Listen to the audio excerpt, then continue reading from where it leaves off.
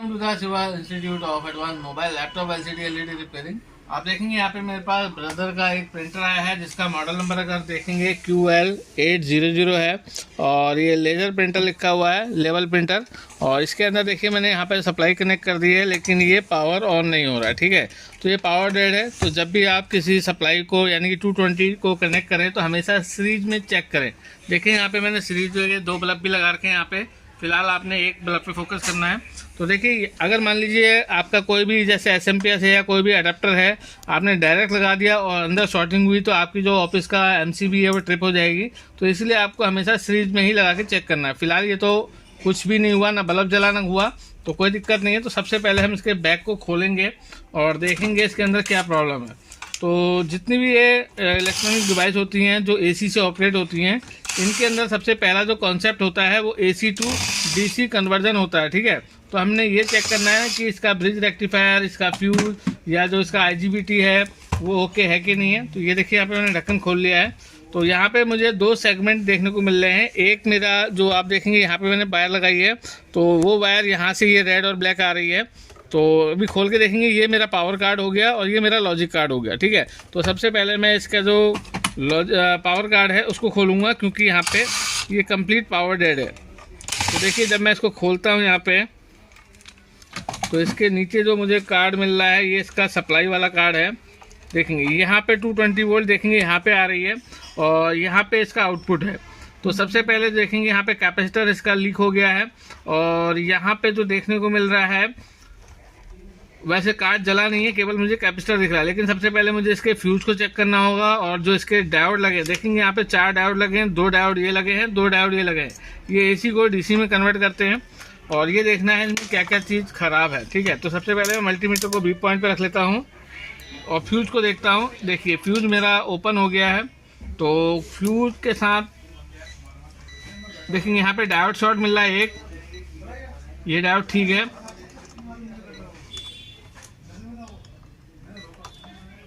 देखेंगे यहाँ पे 2 मतलब 4 डायोड में से 2 डायोड शॉर्ट हो गए हैं।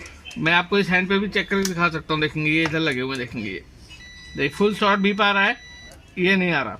साथ के साथ देखेंगे ये बीप आ रहा है, ये नहीं आ रहा। मैं यहाँ पे चारों डायोड को चेंज करूँगा, साथ के साथ कैपेसिटर चेंज करूँगा। ठीक है, तो सबसे पहले हम इसको निकाल लेते हैं। तो आप देखेंगे यहाँ पे हम सोल्डरिंग लगा के सबसे पहले जो इसका मेन कैपेसिटर है उसको निकालते हैं और इसके बाद जो इसके डायोड है उसको निकालते हैं। ये निकल गया।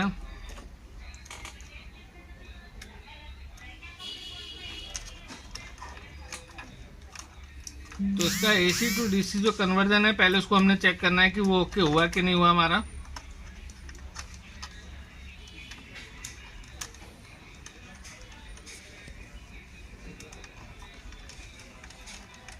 देखेंगे कैपेसिटर मैंने निकाल दिया, जो इसकी रेटिंग है 400 वोल्ट और 56 UF का है। तो ये तो ख़राब है ही। साथ के साथ इन 4 डायोड को मैं निकाल के आपसे मिलता हूँ। देखेंगे यहाँ पे ये मैंने निकाल लिया है डायोड। तो ये हमारा ब्रिज रेक्टिफायर का काम करता है। देखेंगे ये रहा एक उछल गया है, बाहर निकल गया। तो दूसरा ये रहा डायोड। चारों हम इसलिए रिप्लेस कर रहे हैं कि देखिए यहाँ पे 2 शॉर्ट हैं और 2 ओके हैं, लेकिन हम चारों इसलिए रिप्लेस कर रहे हैं, मान के चलिए कि 2 हमने नए डाल दिए और अगर जो पुराने वाले से बाद में शॉर्ट हो जाए तो काम हमारा बेकार हो जाएगा। इसलिए हम 4 के 4 नए डायोड लगाएंगे। तो यहाँ पे आप देखेंगे डायोड कुछ इस तरीके से आते हैं नए। तो यहाँ पे हम 4 डायोड ले लेंगे और ये 4 डायोड हम इसमें लगा देंगे। ठीक है, तो अभी आप देखेंगे इसको हमने कैसे करना है। सबसे पहले मैं इसकी क्लीनिंग कर लेता हूँ ताकि मैं डायोड को प्रॉपर यहाँ पे फिक्स कर लेता हूँ। तो आप देखेंगे यहाँ पे डिसोल्डिंग वायर की मदद से जो मेरा डायोड का जो स्पेस है जहाँ पे लगा था एक्स्ट्रा सोल्डिंग में साफ कर लेता हूँ ताकि मैं जब नया वहाँ पे डायोड लगाऊँ तो स्मूथली मेरा वो बैठ जाए।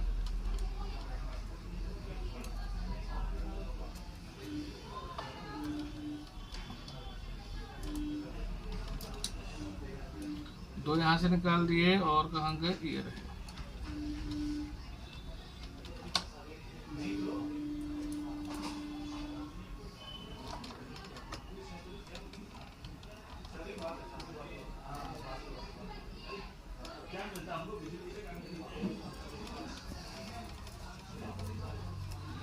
और डायोड निकालने के बाद आपने जो इसका ब्रिज रेक्टिफायर है, सॉरी, इसका जो ट्रांजिस्टर होता है मॉसफेट, उसको भी चेक करना है। मान के चलिए वो शॉर्ट है तो आपको उसको भी रिप्लेस करना पड़ेगा। तो यहाँ पे हमने ये क्लीन कर लिया, आप देखेंगे होल बिल्कुल क्लियर हो गए हैं। और यहाँ पे स्विचिंग वाला देखेंगे ये रहा 3 लेग का है, तो हमने इसको एक बार ये भी चेक करना है कहीं ये तो शॉर्ट नहीं है, क्योंकि अगर ये शॉर्ट हुआ तो फिर से मेरा डायोड लगाते ही शॉर्ट हो जाएंगे। देखिए यहाँ पे कोई शॉर्टिंग तो मुझे नहीं दिख रही है, ओके है। तो यहाँ पे 4 डायोड को हम लगा लेते हैं। डायोड का लगाने का पैटर्न ये है कि जैसे कि आपको बताया, डायोड में एक पोल उसका एनोड का होता है, दूसरा कैथोड का होता है, तो हमने उसको देख के ही इसको लगाना है, ठीक है। तो यहाँ पे इस तरीके से मैं बेंड कर लूँगा डायोड को, तो आप देखेंगे ये डायोड, और जो पॉजिटिव एरिया है वो ये रहा। तो यहाँ पे देखेंगे डायोड के सिंबल भी देखें, अगर थोड़ा सा पास आके आप देखें तो देखेंगे यहाँ पे डायोड के सिंबल भी देखें, जूम करके दिखाएं आप इसे, देखेंगे यहाँ पे डायोड का साइन इस तरीके से है। तो मैं इसको इस तरीके से लगाने वाला हूँ, यानी कि जिस जो डायोड में लाइनिंग है उसको मैं ऊपर की तरफ लगाऊंगा, एक मैंने लगा लिया है।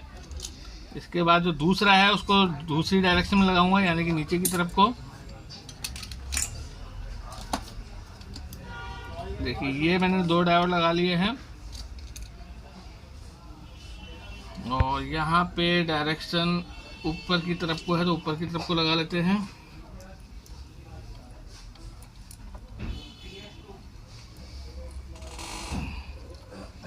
तो यहाँ पे डायोड को लगा के मैं आपसे मिलता हूँ। तो देखेंगे यहाँ पे मैंने डायोड लगा लिए हैं, बस बैक हैंड से मैं इनकी सोल्डरिंग कर दूंगा। तो थोड़ा सा मैं इनको फैला लेता हूँ ताकि ये जब मैं नीचे को करूँ तो ये गिरे नहीं अपनी जगह से। देखिए ये रहा, अब मैं इनकी सोल्डरिंग कर देता हूँ। और इसके बाद इसमें 450 वोल्ट या 400 वोल्ट का एक कैपेसिटर लगाना है मैंने, और जो एक्स्ट्रा लैग है उनको हम कट कर लेंगे। ये देखेंगे,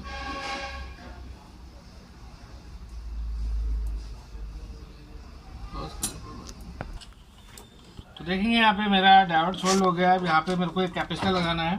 तो देखेंगे यहाँ पे मेरे पास जो है 450 वोल्ट 120 यूएफ में है, तो ये मैं लगा दूंगा कैपेसिटर। हालांकि ये उससे बड़ा साइज में है लेकिन ये काम कर जाएगा। तो अब हम इसको लगा लेते हैं। आपने इसकी पोलैरिटी को देख लेना, पॉजिटिव और नेगेटिव को, और इसके भी जो है लेग साफ कर लेते हैं हम। ये रहे पोलैरिटी है, उसको देख के हम लगाएंगे, पॉजिटिव का पॉजिटिव में और नेगेटिव का नेगेटिव में। तो ये थोड़ा सा लंबा है इसीलिए मैं इसको इसकी लेग को कट नहीं कर रहा हूँ, इसी तरीके से सोल्ड कर देता हूँ। पहले देखता हूँ कि ये फिक्स हो जाएगा, हो तो जाएगा, ठीक है। तो हम इसकी जो है लेग को काट नहीं रहे, ऐसे ही इसकी लेग को सोल्ड कर देंगे। और देखेंगे ये रहा,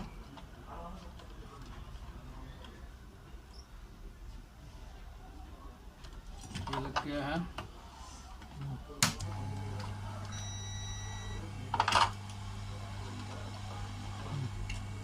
और इसकी लेग काट के हम चेक करेंगे कि ये काम कर रहा है कि नहीं कर रहा है, क्योंकि उम्मीद तो यह है कि ये काम कर जाएगा, ठीक है। तो जो इसकी एक्स्ट्रा लेग है उनको हम कटर से कट कर देंगे। तो देखेंगे यहाँ से हम इसका जो फ्यूज है उसको भी निकाल लेते हैं, क्योंकि अब सारा काम हमने कर दिया है, फ्यूज लगाना रह गया है।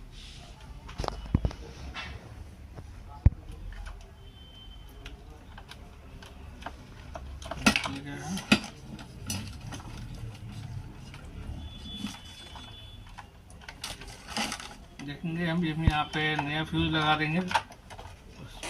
यहाँ पे मैंने दूसरा फ्यूज ले लिया है और इसको हम यहाँ पे फिक्स कर लेंगे और देखेंगे क्या मेरा प्रॉब्लम ओके हुआ।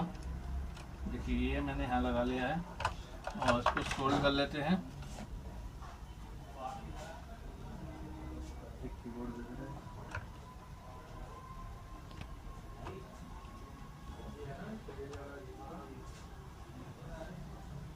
तो इसकी एक्स्ट्रा लेग को हम काट लेंगे। पहले मैं सप्लाई लगा कर देखता हूँ क्या मेरा ये रेडी हुआ। तो देखिए यहाँ पे ये है, तो देखेंगे यहाँ पावर आ गया, मेरा प्रिंटर मेरा ऑन हो गया, देख सकते हैं आप। और यहाँ देखिए आवाज़ कर रहा है।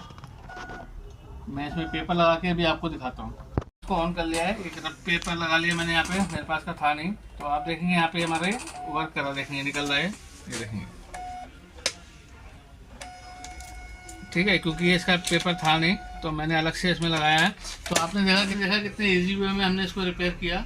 अगर आप इलेक्ट्रॉनिक डिवाइस की रिपेयरिंग सीखना चाहते हैं तो आप हमसे ऑनलाइन और ऑफलाइन कोर्स के माध्यम से जुड़ सकते हैं और आप अपने लिए 1000 रुपये से 2000 रुपये प्रतिदिन कमा सकते हैं। वीडियो को ज़्यादा से ज़्यादा शेयर कीजिए। पूरा वीडियो देखें। थैंक यू, धन्यवाद।